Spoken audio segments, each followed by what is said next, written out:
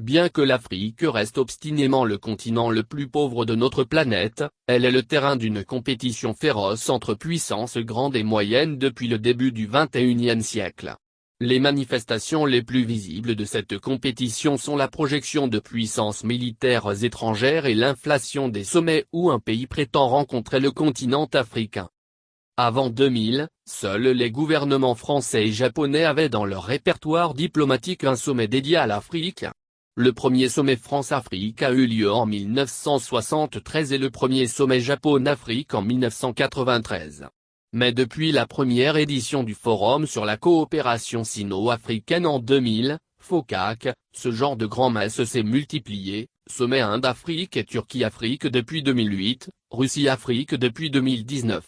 Ces grands-messes ont connu quelques ratés, l'annulation du sommet Israël-Afrique prévu en 2017, précédé du slogan Israël revient en Afrique et l'Afrique revient en Israël, et l'absence de la première puissance mondiale dans ce qui ressemble beaucoup à du speed dating diplomatique. Chaque chef d'État africain essaie d'avoir un tête-à-tête avec le président de la puissance invitante.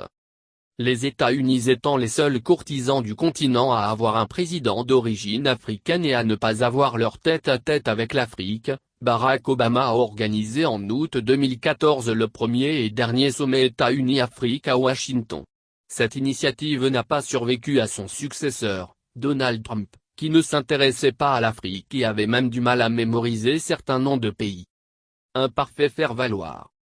Ces sommets en série visent à séduire des partenaires commerciaux et politiques et à projeter une image de grande puissance puisqu'un pays invite convoque tout un continent et expose ses largesses, aide au développement et contrats d'affaires, dans une mise en scène protocolaire des rapports de force entre dominants et dominés.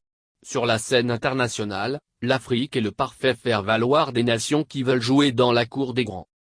À l'instar des sommets mais à l'abri des regards, les implantations militaires se sont répandues sur le continent depuis 20 ans.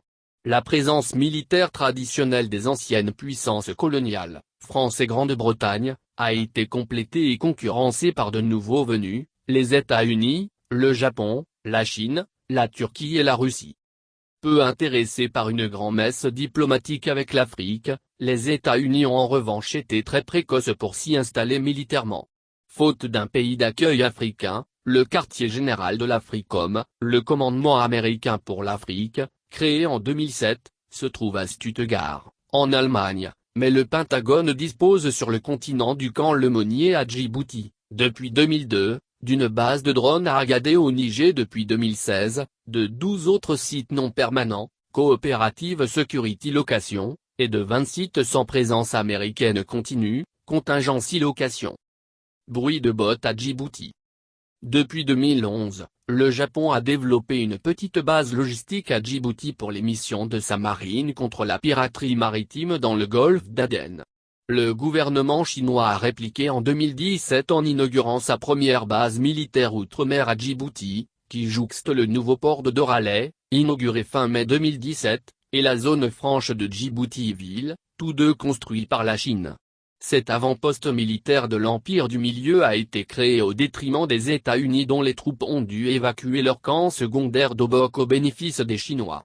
C'est aussi en 2017 que la Turquie a installé à Mogadiscio, en Somalie, une base militaire qui sert de centre d'entraînement pour les troupes somaliennes. Ankara a dépêché sur place 200 officiers et instructeurs turcs pour former les soldats somaliens, en guerre contre les milices Shebab.